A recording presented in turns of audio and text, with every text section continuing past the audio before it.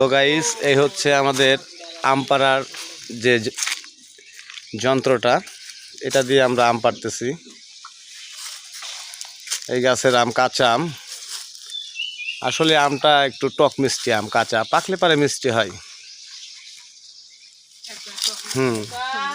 অসাধারণ আম দেখেন, অনেক সুন্দর, গাছে থোকায় থোকায় আম ধরে রয়েছে।